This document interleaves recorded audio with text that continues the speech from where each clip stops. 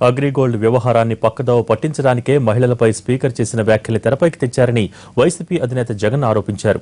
అగ్రిగోల్డ్ బాధితులకు న్యాయం చేయాలన్న చిత్తశుద్ది ప్రభుత్వానికి లేదని మండిపడ్డారు. స్పీకర్పై నమ్మకం, గౌరవం పోయాయన్నారు జగన్. అగ్రిగోల్డ్ వ్యవహారంపై సిట్టింగ్ జడ్జితో విచారణ జరిపించాలని జగన్ డిమాండ్ చేశారు.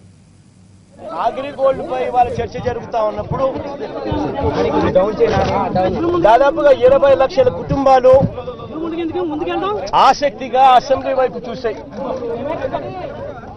అసెంబ్లీలో ఇవాళ వైఎస్ఆర్ కాంగ్రెస్ పార్టీ మొన్న అడ్జర్న్మెంట్ మోషన్ ఇచ్చింది. చర్చ జరుపుతాము అని చెప్పి స్పీకర్ గారి దగ్గర నుంచి హామీ వచ్చింది. ఇవాళ చర్చ జరుగుతుంది అని అగ్రిగోల్డ్ బాధితులను కాపాడేందుకు, తోడుగా నిలబడేందుకు ముఖ్యమంత్రి గారి నోట్లో నుంచి ఏదైనా మంచి మాట వస్తుందేమో అని చెప్పి అగ్రిగోల్డ్ బాధితులంగా దాదాపుగా 20 లక్షల మంది డిపాజిట్ దారులందరూ కూడా, ఏజెంట్స్ అందరూ కూడా, చనిపోయిన 105 కుటుంబ సభ్యులు కూడా, ఆత్మహత్యలు చేసుకున్న 105 సభ్యులను, కుటుంబ సభ్యులందరూ కూడా ఆసక్తిగా చూశారు. ఇవాళ సభ జరిగిన తీరును చూస్తే నిజంగా ప్రజాస్వామ్యంలో మనమంతా కూడా ఉన్నామా లేదా అన్నది నిజంగా క్వశ్చన్ చేసుకోవాల్సిన అవసరం ఉన్న పరిస్థితి నిజంగా దాపురించింది. ఇవాళ సభ జరిగిన తీరు టీవీలలో బహుశా అందరూ కూడా చూసే ఉంటారు. అగ్రిగోల్డ్ బాధితులకు మీరేం చేస్తున్నారు, అగ్రిగోల్డ్ బాధితులకు తోడుగా నిలబడేందుకు ప్రభుత్వం ఏం చేస్తా ఉంది అని చెప్పి గట్టిగా ప్రతిపక్షం అంటే మేము గట్టిగా అడగడమే తప్పు అయిపోయింది. అగ్రిగోల్డ్ చర్చ పూర్తిగా కూడా తప్పుదోవ పట్టించేసి అగ్రిగోల్డ్ గురించి మాట్లాడేటప్పుడు అగ్రిగోల్డ్ ప్రస్తావన వెళ్ళిపోయింది. అగ్రిగోల్డ్ ప్రస్తావన వెళ్ళిపోయి మైక్ కట్ చేసేసి ప్రతిపక్ష నాయకునికి, ప్రతిపక్షానికి మైక్ రాకుండా ముఖ్యమంత్రి గారికి సంబంధించిన మంత్రులు, వాళ్ళ ఎమ్మెల్యేలు మైక్ అందుకున్నారు. స్పీకర్ గారి దగ్గరుండి దాన్ని పర్మిట్ చేశారు. మైక్ అందుకున్న వాళ్ళు అగ్రిగోల్డ్ బాధితుల గురించి మాట్లాడాల. అగ్రిగోల్డ్ టాపిక్కే పక్కకి వెళ్ళిపోయింది. బాధితులు గాలికి వదిలేశారు. వాళ్ళు తీసుకొచ్చిన టాపిక్ ఏమిటో తెలుసా? ఎప్పుడో నెల రోజుల కిందటో, 40 రోజుల కిందటనో ఆంధ్రప్రదేశ్ లో జరిగిన మహిళా పార్లమెంటు దినోత్సవంలో ప్రస్తావన బయటకు వచ్చింది. మహిళా పార్లమెంటు సదస్సుకు సంబంధించిన అంశాలు నెల రోజుల కిందటో, 40 రోజుల కిందటో జరిగిన ఆ సదస్సు, ఆ సందర్భంగా స్పీకర్ గారు ప్రెస్ మీట్ లో అన్న మాటలు అవి ఇవాళ బయటకు వచ్చాయి. అగ్రిగోల్డ్ టాపిక్ పక్కకి వెళ్ళిపోయింది. ఆ టాపిక్ లో ఆడవాళ్లను అవహేళనగా సీఎం గారు, స్పీకర్ గారు ఆడవాళ్ల మీద అత్యాచారాలకు సంబంధించిన అంశం మీద స్పీకర్ గారు మాట్లాడుతూ వాళ్ళు ఇంట్లో ఉంటే ఎటువంటి అత్యాచారాలు జరగవు, బయటకు వస్తేనే ఇటువంటి జరుగుతాయని చెప్పి అన్న మాటలు, కార్లు షెడ్లలో ఉండాలి, కారు షెడ్లలో ఉండాలి,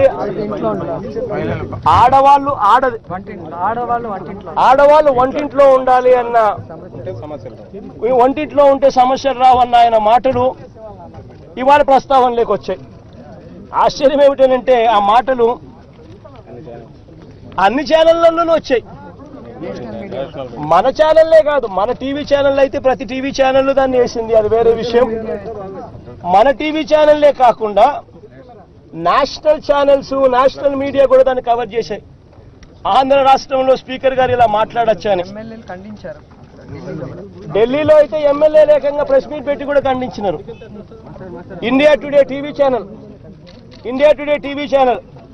headlines today TV channel, times of India TV channel, Deccan chronicle paper, Bombay mirror, news X TV channel, DNA paper, great Andhra, V6, NTV, TV9 అన్ని టీవీ ఛానళ్లు మొత్తం దాన్ని వేసాయి. అయితే ఇవాళ వాళ్ళందరూ వేసినా కూడా ఇవాళ చంద్రబాబు నాయుడు గారి డైరెక్షన్, కాలవ శ్రీనివాస్ గారి యాక్షన్, స్పీకర్ గారు వెంటనే దానికి రియాక్షన్ అన్నీ కలిసి వచ్చాయి. కలిసి వచ్చి అగ్రిగోల్డ్ అనే టాపిక్ పక్కకు పోయి ఆ రోజు 40 రోజుల కిందట 50 రోజుల కిందట ఎప్పుడో పార్లమెంట్ మహిళా పార్లమెంట్ సదస్సులో జరిగిన ఆయన ఇచ్చిన ప్రెస్ మీటింగ్ లో సంబంధించి ఇన్ని టీవీ ఛానళ్లు ఇన్ని పేపర్లు దాన్ని టెలికాస్ట్ చేస్తే అవన్నీ పక్కన పెట్టి ఒక సాక్షి ఒకటే ఏదేదో టెలికాస్ట్ చేసినట్టుగా, సాక్షి ఒకటే ఏదో పేపర్లో రాసినట్టుగా చివరకు దాన్ని ప్లే చేయడానికి కోసం అని చెప్పి టీవీలలో దాన్ని ప్లే చేస్తూ అసలు సభ అడ్జైన్ చేసేసి వెంటనే అగ్రిగోల్డ్ టాపిక్ పక్కకి వెళ్ళిపోయి సభ అడ్జైన్ చేసేసి అది 10 నిమిషాల తర్వాత దాన్ని ప్లే చేయడానికి టీవీలలో చూపించడానికి సభా సమయాన్ని వాడుకుంటున్నారు, సభా సమయాన్ని వాడుకుంటా ఉన్నారు. నిజంగా నాకు ఆశ్చర్యం అనిపిస్తా ఉంది. అసలు సభకు సంబంధం కూడా లేని అంశం, సభలో జరగని అంశం, సభకు అసలు ఏ సంబంధము లేదు. స్పీకర్ గారు ఎక్కడో ప్రెస్ మీట్ పెట్టి ప్రెస్ మీట్లో ఆయన ఏదో మాట్లాడితే ఆ మాట్లాడిన మాటల మీద ప్రతి టీవీ ఛానళ్ళు, మన టీవీ ఛానల్లే కాకుండా ఇంగ్లీష్ టీవీ ఛానళ్ళు, దేశీయ రాష్ట్రమైన జాతీయ న్యూస్ ఛానళ్ళు, పేపర్లు అన్ని కూడా దాన్ని అందుకొని రాస్తే స్పీకర్ గారు మాత్రం ఇవాళ చంద్రబాబు నాయుడు గారి డైరెక్షన్ మేరకు సాక్షి ఏదైతే వేసిందో అది మాత్రం చూపించే కార్యక్రమం చేస్తూ ఉంటే నిజంగా ఇవాళ మిమ్మల్ని అందరినీ కూడా ఒకటే రిక్వెస్ట్ చేస్తా ఉన్నా. ప్రజాస్వామ్యం బతకాలి అని అంటే, 4 కాళ్ళ మీద ప్రజాస్వామ్యం బతకాలి అని అంటే అందరూ ఒక తాటి మీదకి రావాలి. నిజంగా నీకు ఏదైనా టీవీ ఛానల్ కానీ ఏదైనా పేపర్ కానీ మీకు నచ్చకపోతే ఇష్టం వచ్చినట్టుగా ఇలా తీర్మానాలు చేసేసి ఇష్టం వచ్చినట్టుగా ఒక్కటిగా దాన్ని బయటికి తీసి ఇష్టం వచ్చినట్టుగా చర్యలు తీసుకునే దానికి అవకాశం నిజంగా ప్రజాస్వామ్యంలో కనుక కల్పిస్తే ప్రజాస్వామ్యం అనేది కూని అయిపోతుందని మాత్రం నేను ఖచ్చితంగా చెప్తా ఉన్నా. ఇవాళ అన్నిటికన్నా నాకు నిజంగా బాధ కలిగించిన అంశం ఏంటంటే ఇదే టీవీ ఛానళ్లలో ఓటుకు నోట్లకు సంబంధించి చంద్రబాబు నాయుడు గారు అన్న మాటలు ప్లే చేయలే. ఇదే అసెంబ్లీలో టీవీ ఛానల్లో సాక్షాత్ ముఖ్యమంత్రి గారు తెలంగాణలో ఎమ్మెల్యేలను కొనుగోలు చేసేందుకు, తన ఎమ్మెల్సీని గెలిపించుకునేందుకు సూట్ కేసుల్లో నల్లధనం తీసుకొని ఆడియో టేపులు, వీడియో టేపులతో అడ్డంగా దొరికిపోయి ఫోరెన్సిక్ రిపోర్ట్లు కూడా ఆ గొంతు చంద్రబాబు నాయుడు గారిదే అని చెప్పి ధృవీకరించిన పరిస్థితుల్లో సుప్రీంకోర్టు కూడా దాన్ని వాద్యాన్ని వినిన తర్వాత సుప్రీంకోర్టు చంద్రబాబు నాయుడు గారికి, ముఖ్యమంత్రికి నోటీసులు ఇచ్చిన పరిస్థితుల్లో ఆ టేపులు ప్లే చేయాలని చంద్రబాబు నాయుడు గారికి అనిపిలా, ఆ టేపులు ప్లే చేయాలని స్పీకర్ గారికి అనిపిలా. కానీ సాక్షి అన్నది ఎప్పుడో సభకు సంబంధం లేని అంశం మీద, స్పీకర్ ఎక్కడో ప్రెస్ మీట్ ఇచ్చిన అంశం మీద అన్ని టీవీ ఛానళ్లు, అన్ని పేపర్లతో పాటు సాక్షి కూడా కవర్ చేస్తే ఆడవాళ్ళను గురించి అవహేళనగా మాట్లాడిన పరిస్థితుల మధ్య జాతీయ మీడియా కూడా స్పీకర్ గారిని తప్పులు పట్టే పరిస్థితి లేకపోతే అవేవీ కూడా పట్టించుకోకుండా సాక్షి మీద ఇవాళ యాక్షన్ తీసుకునేదానికి, ముందుకొచ్చేదానికి టీవీ ఛానళ్లలో ప్రదర్శిస్తూ ఉన్నారు. నిజంగా చాలా అంటే చాలా బాధ. అగ్రిగోల్డ్కు సంబంధించిన బాధితులు దాదాపుగా 20 లక్షల మంది, అందరూ కూడా ఎదురు చూస్తూ ఉన్నారు. ఇవాళ సాక్షికి ఇవాళ అగ్రిగోల్డ్కు సంబంధించి అగ్రిగోల్డ్ వాళ్ళ డిమాండ్లు ఏమిటి అని చెప్పి వినాల్సిన ధర్మం ప్రభుత్వానికి ఉంటే ప్రభుత్వం స్టేట్మెంట్ చదివింది. అంటే వినకుండానే వాళ్ళు ఏం చేయబోతున్నారు అనేది స్టేట్మెంట్ చదివింది. ఆ తర్వాత స్టేట్మెంట్ మీద డిబేట్ ఉండదు. డిబేట్ లేకుండా మీరు ఏదో 10 నిమిషాలు, మీకు 20 నిమిషాలు మీకు టైం ఇస్తాం, మీరు మాట్లాడండి అనే పరిస్థితి. మామూలుగా మాట్లాడిన తర్వాత ఎవరైనా ముఖ్యమంత్రి అనే వ్యక్తి దాంట్లో ఉన్న అంశాలను నోట్ చేసుకొని, దాంట్లో ఉన్న మంచి అంశాలను తీసుకొని తర్వాత స్టేట్మెంట్ ఎవరైనా ఇస్తారు. అప్పుడు ఏదైనా కానీ కనీసం కొద్దో గొప్ప ఆ స్టేట్మెంట్కు వాల్యూ ఉంటుంది.